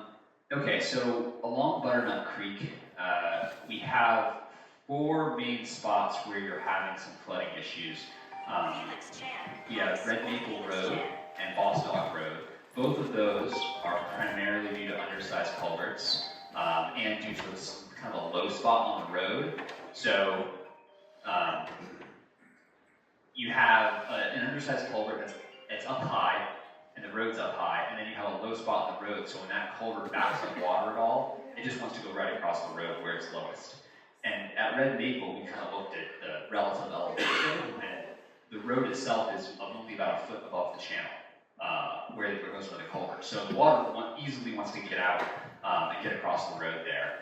So that's a big issue. And same with Bostock, you have a low spot.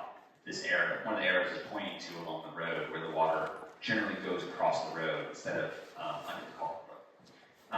And then 2 other spots, you have Route 28A and Longyear Road, where you can have overtopping during some bigger floods. Next slide. All right, so we did a similar sort of model. You're seeing the results of that here. This is the 10-year flood. So we're going to look at some slightly larger floods, starting with the 10-year, but we're going to move up into some of the bigger ones, because this is more of a riverine issue. You can see Red Maple Road. You have the water backing up behind that culvert and then crossing over the road right near where it intersects with Black Alder. And all that water kind of flows around, gets back in the stream, goes down a little ways, and then crosses over Bostock Road and causes flooding down there. So those 2 sites, Bostock starts to flood around 5-year floods, which is pretty frequent, and then our modeling suggests that the 2-year flood actually starts to get on the road, just barely for Red Maple, so very frequently. Next slide. At our other 2 sites here, we've got Route 28 and Longyear Road. Both of those are shown to overtop during the 50-year flood. So it's a pretty big flood, but with Route 28A being a major travel route, stopping traffic and causing issues during the 50-year flood is definitely a problem. So the 50-year flood starts to overtop these. These are both pretty big culverts. So you have only about a 6-foot pipe for Bostock Road. Once you get over to Longyear Road, you're getting upwards of like a 17, 15-foot box culvert, so substantially larger. So it can convey a lot more flow. Next slide. All right, so our alternatives for these sites. In a previous study, we've come up with a few alternatives for Bostock and Red Maple. So these are the same alternatives we presented for that study. We're looking at replacing those culverts, so we've been working these for a while now. For Red Maple, you're looking at a very large box culvert, so a 25-foot box culvert to convey the stream under the road, and then putting in a short berm, so something that's like 2 or 3 feet high, just to make sure that the water doesn't cross over the road where it's so low. So it keeps the water in the channel and in the floodplain and being conveyed towards the culvert versus across the road. So a shallow vegetated berm there, and then same at Bostock Road. You're cutting off the flow path to get across the road, and then putting in a much larger culvert, so like a 25-foot structure, to get the stream to all flow under the road. And then at Longyear Road and Route 28A, or 28, apologies, upsizing those to larger structures as well, so up to like a 20-foot by 9-foot box and a 20-foot by 7, so all quite a bit bigger. Next slide. All right, and then what happens when we do that? You can get the 25-year flood to not cross Bostock and Red Maple. You can see here there is some water still kind of backed up behind Bostock Road and Red Maple, and that's just because of rainfall on the model kind of falling and not crossing over the road there, so you have a little bit of ponding, but it's very shallow. But yeah, existing conditions on the left, water's crossing over the road, proposed conditions on the right, you're keeping the stream in the channel and preventing it from crossing over the road. And currently in our model, we show that the 50-year starts to overtop those structures, but this model is a little different than what we've worked with in the past for these same locations. So we're still kind of figuring out if that is the case, or if it might be the model's not quite interpreting how the flow moves as well. So we're still looking into this a little right now, but right now the proposed conditions conveys a 25-year. Next slide. And then over at Route 28 in Longyear, you Can I replace say those something? culverts and you can get the 50-year under the road without overtopping. Yep. You said most of that's the the water, question. water from Bostock. I think most of the water coming down from Black Road. Then we're gonna get to Black Road and. Yeah, that'll be in the next couple of slides Yeah. Ethan will get to, but this is looking more at the flows along Butternut Creek versus the flow coming off the Black Road and through the stormwater study area. So you're gonna Yeah. go through that later? Yep, Okay. that's coming up next. Yep. Yeah, so this site, you can get the 50-year under the road and actually up to the 100-year flood under the road here. Actually, the next slide shows that 100-year flood, so next slide, please. Yeah, this is the 100-year flood for this area. You can see existing conditions, everything's overtopping. Next slide. And for proposed conditions, Route 28A and Longyear are still good, not overtopping, but you do have flooding of Bostock and Red Maple under that size event. All right, next slide. So this is where we switch over to talk about stormwater. So before I get into that again, I guess, is there any other questions about the 4 crossings that we just talked about? Doesn't look like anything. Keep going, buddy. Thanks. Perfect. All right. Try to get through this pretty quick here. All right, so back to stormwater again. We're looking at some smaller floods, more frequent floods. We're looking up at the neighborhood. There's Dogwood Drive, Black Road, Red Maple Drive, and Laurel Lane. After talking to folks and walking around this area, there's reportedly some issues with flooding along Black Road. You have culverts that are overtopping, causing the road to flood. You have water kind of building up in the swales on the side of the road and causing some erosion. You have water ponding up around people's houses. It seems like there's not really a defined stormwater system in this area, right? There's not a defined conveyance system to get the water down the mountainside. So as people have built homes here, you have all this stormwater from the mountain kind of just flowing through, and everyone's moved it in different ways. People have put in culverts over time as the roads have been built, the house has been put in, and there's not really a defined stormwater network in this area. So water kind of moves all over the place without having a direct path down the mountainside to Butternut Creek. You can see there's a few lines on here, these blue lines showing some flow paths. So there are some kind of more defined channels, but in a lot of spots you have water just crossing over the road and then kind of just spreading out, as we saw over at Lang Road, and then causing some issues in people's homes. And then when new developments happen or things change, that water gets moved around again and starts to cause issues elsewhere. So in a lot of spots here, we're talking about culverts that are a little too small, water that's staying in the swales too long, causing erosion, or water that's just not being directed to something that can convey it down the mountain. Can I say something? Yeah. Yeah. What happens if people divert water through a culvert to my property? Is that legal? I didn't quite hear fully with that. Did you say why is it illegal to direct water? Sorry. I mean, the town allowed my neighbor to channel water to my property. I wasn't flooding before they built a new driveway there. Now I'm flooding. Yeah.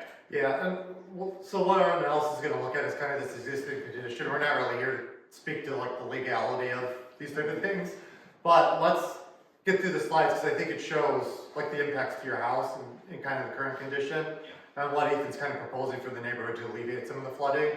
Happy to follow up with those other conversations like afterwards, but I know we're getting up against the I clock. don't know where to start. Yeah. And I would say that I think the issue that you're talking about, we're going to go into that in a sec. It is kind of a complex issue where you have a lot of different issues kind of all combining to cause the problem. So it's I would say it's not as simple as it may look initially, but we're going to get into that. You'll see a picture that will kind of help explain some of that, I think, in a sec. So, real quick, this is one other site where we have some stormwater problems. This is kind of getting more into stream territory here. You can see that blue line. You have these two culverts under Bostock and the access roads over to Grand Avery Park. Both of those cause some water to back up. And then there's also just some general drainage issues around the Justice Building there. Next slide. All right. So here is what our model is showing for the 10-year flood for the Black Road area and Dogwood Drive area. You can see in some places water is kind of in a defined channel coming down the mountain, and then in other spots it's kind of just spreading out. There's the one property at the end of Dogwood Drive there. You have a lot of water building up around that property.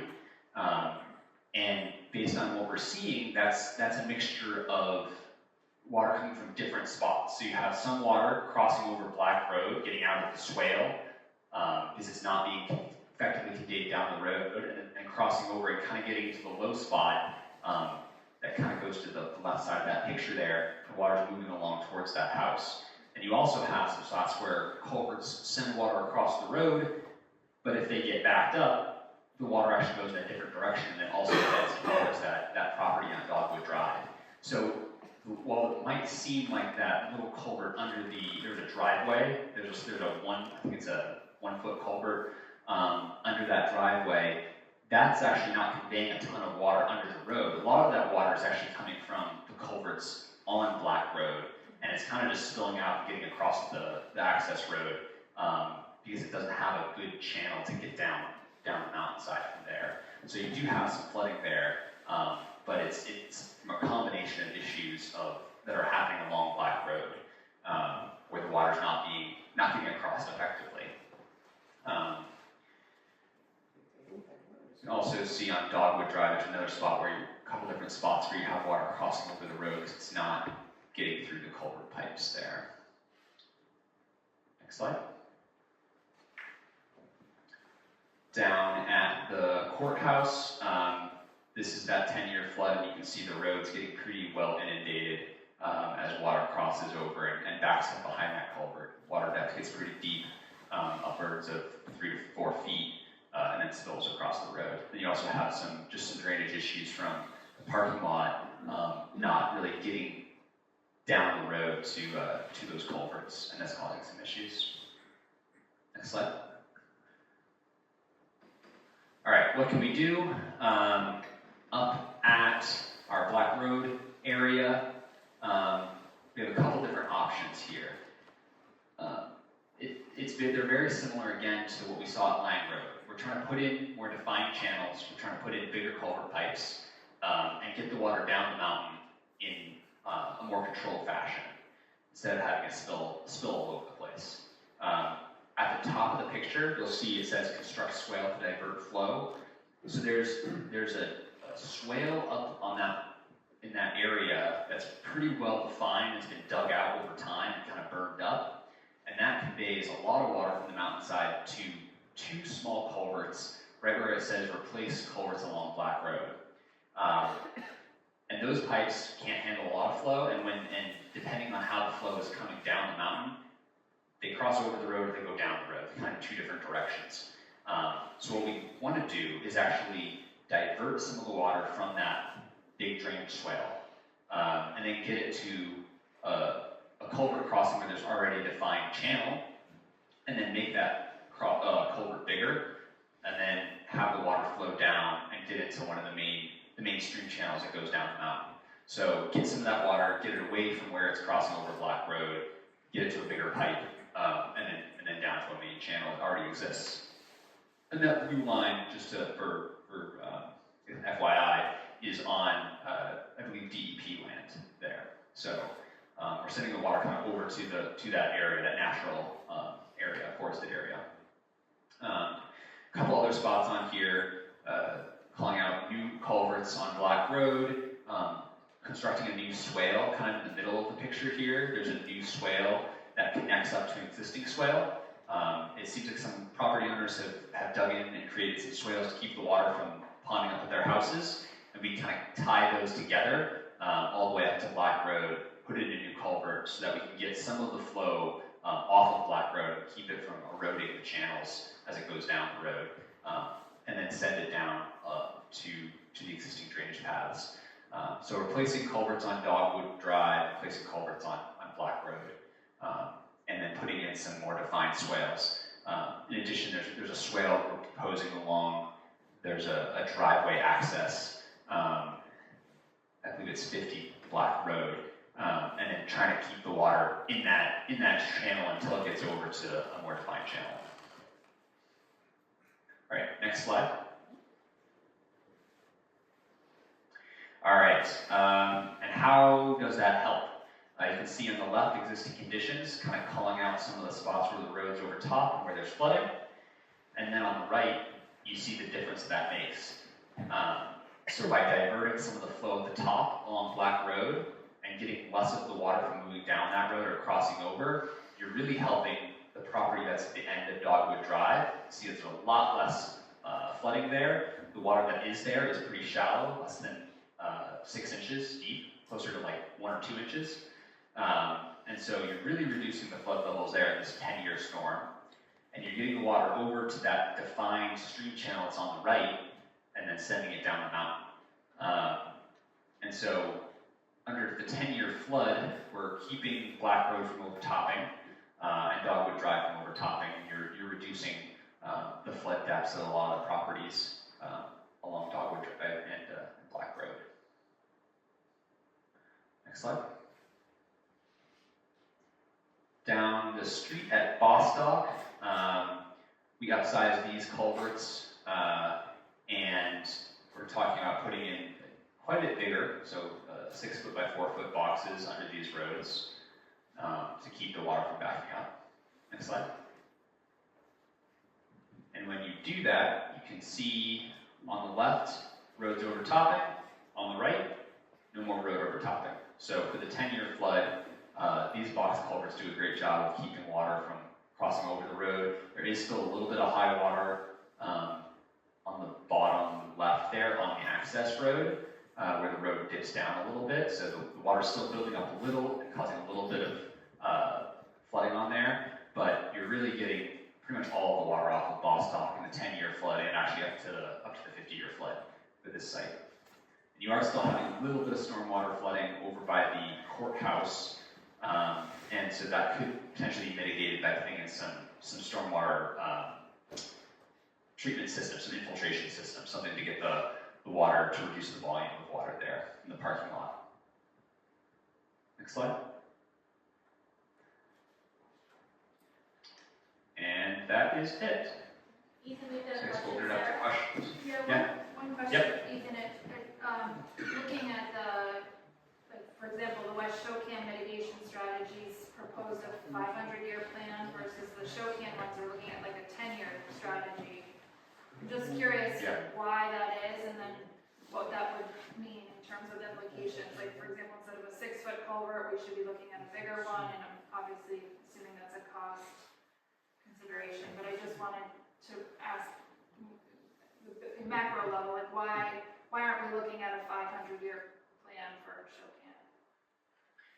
Because the 500-year, it gets to be really expensive. And for in general, when you're looking at infrastructure that's for smaller stormwater issues, you're generally looking at a 10-year flood or a 25-year flood or a 5-year flood. You're looking at the more frequent floods. In New York, they have regulations on types of roads. So there's like rural arterial, there's rural collectors, there's these different definitions of types of roads. And then they have requirements on like what type of infrastructure you need on there and what sort of floods you need to be able to deal with. And so for a lot of these rural roads where you have kind of smaller stormwater infrastructure, the requirement would be for the 10-year flood or the 25-year flood. Because a lot of the flooding damage that it's going to cause from this, it's not as big a risk as if you lose a road, a major road, during a 100-year flood. So if you lose Route 28A, that's a huge issue. So they require that road to be passing at least the 50-year, if not the 100-year flood, depending on what type of structure.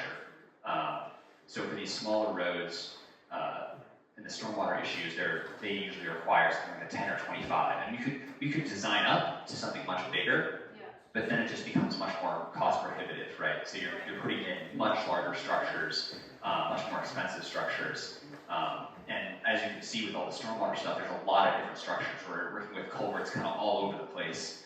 And so you need to start putting in a lot bigger structures in a lot of spots. So again, they're targeting those smaller, more frequent floods because of that. And we are, for the butternut, we are looking at the larger magnitude storm. So there's that like river versus stormwater side, which I think Ethan has communicated.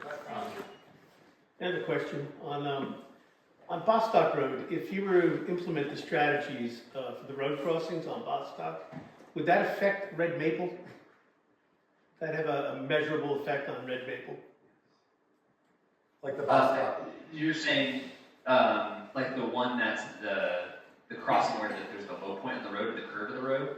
I'm talking about the two Bostock crossings where you suggested culverts, larger size culverts to do the crossings.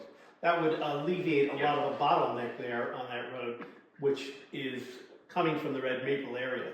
Would that alleviate that situation in red maple somewhat? Unfortunately, no. And that's because these are pretty steep streams through this area. I think they're about 1.5% to 2% slope. And because of that, by the time you get down to Bostock, even though it's only a couple hundred feet, it's like, I think it's maybe 700, 800 feet downstream, it's already low enough that when you lower the water level, it's not going to have a big effect upstream of that. If they were closer, it would have an effect, but you're not actually seeing the impact of Bostock transfer all the way up to Red Maple. And even so, there's actually a dam just downstream of the Red Maple culvert, a very small dam, but that raises the water level there, and anything that's happening downstream of that, the culvert's not really going to see that at Red Maple. So, unfortunately, what we're doing at Bostock isn't going to really have a benefit there. And I don't see how that bigger culvert on Black Road will help my house on Dogwood Drive. So the bigger culvert, what we're trying to do is get the water away from the culverts that direct towards your house. So there's, let's see, It won't help me unless you take out that culvert. Because it's direct to my neighbor, and the town allowed my neighbor to put a 12-inch culvert direct to my backyard. Yeah. So which is Is that always the one there. that, is the culvert you're referring to the one on the access road to that parcel? Or are you talking about the culvert under Under my neighbor's. Black Road? Under Black Road, and you can take that out. Yeah, she's talking about the one on the driveway, on the neighbor's driveway. The access road that kind of like goes down there. I Yeah, the think. driveway, yeah. Okay. Yeah, I think what Ethan was talking about is actually the black road ones here, and it has to do with how all this water is Yes. kind of coming down, and then we're seeing water that, depending on like what's going on between the couple of culverts that exist there, water actually runs down Black Road and like heads down that way, which then rejoins in a couple of spots. So trying to get water out of this area here that has a tendency to come through and spill all the way down to you guys' corner down here on Yeah, Dogwood the way Drive. the ditch goes straight down to my house. Yeah, like getting it more down here, getting it over to like some of these So natural, you more put a defined bigger culvert channels. there, doesn't help me. Yeah. Yeah, so we wouldn't be putting in a bigger culvert under that access driveway, right? We wouldn't be making that larger. We'd be putting in a bigger culvert. We're replacing and putting in a culvert on Black Road to actually get the water away from Black Road, getting it to kind of cross over. So But that's right not now, crossing the towards water your flow neighbor's right property straight down. and then over his access road. Because right now you have all the water being directed towards his property, and then it crosses over his access road and through that little pipe, and then towards you. But we're gonna actually turn that water and send it in a different direction, so it never even crosses Black Road at that site. You're actually crossing it a little ways away. It's crossed his and then driveway going to towards my the property. straight channel. Are we And saying it should propose? be spread out to the wooded area. He didn't build that driveway there. And maybe So we it's can- spread out that way, instead of collecting everything and divert it to my property. They're trying to divert it so that it doesn't even make it to the driveway, to Yeah. then get to you, but we have still 10 more slides to go through. I mean, we could skip I think it's mostly just like the examples Okay. from projects, which we could present at the next meeting when we're really kind of finalizing things, so it's really, Okay, but do you think we should just go? we should over do this, one we should talk about first floor elevation, so. And I'm happy to stick around to talk more about it too afterwards, we're not gonna rush out of here, so we can chat. Okay, so just kind of looking forward to like where we're going from this point. So we were here at public meeting number 2. The next time that we check in will be in a couple months for public meeting 3, but during the period between now and then, sorry, it's getting late. We will be interacting with the facts, so there will be opportunities either to follow updates on the website that's associated with the project, or speak with the members that you know that are on the fact, municipal officials and whatnot. So what we'll do is have this dialogue now with the fact coming out of what we're hearing out of this meeting, go back into the analysis to kind of refine some of the stuff that we said, we got to this point where we're thinking about going a little bit further on this or that. Any other feedback that we get from you all, whether it warrants new analysis, and then ultimately starting to wrap up the draft of the report that's going to be associated with this, so that can be reviewed by the fact and the project partners. By the time we get to this public meeting number 3, which will be the last public meeting during this process, that'll really be presenting the final results of the study. So the report will mostly be finalized by that point. We'll have the mitigation solutions fleshed out as far as that we can go, and we'll start to commemorate in the report that will be handed off to the town in the end of this. We do want to mention real quickly, because of the area in especially Shokan that does not have a mapped FEMA floodplain or flood insurance rate maps developed. We're going to be developing something very similar for this, so that you all can understand like the risk associated with the riverine flooding in that area. And part of that will entail potentially getting first floor elevation surveys. So this is not the same as an elevation certificate that's done by a licensed land surveyor. It's getting more a first floor elevation. So that back when the slides early on, we were talking about the elevations and how we relate them to like the base flood elevation stuff. So what we'll do is want to go to survey certain homes. It's all, like you're seeing here from Pine Hill, it's really just getting that first floor elevation so that we can look at the risk relative to those base flood elevations. We're going to be sending out, I think, targeted letters to the properties that we want to get surveys on, that we think are most important and higher priority. So you will be receiving a letter if your home is one of those properties that we'd like to. I think it's going to be an opt-out, so if you don't want somebody, they don't have to come into your house or anything, it's really just stand up there and take a survey shot from our surveyors. You just will need to let us know or respond to that letter that says you want to opt out. Otherwise, we'll be out for a couple of days conducting these surveys in both Shokan and West Shokan area on the properties that have been identified and discussed with the fact. So keep an eye out for that. And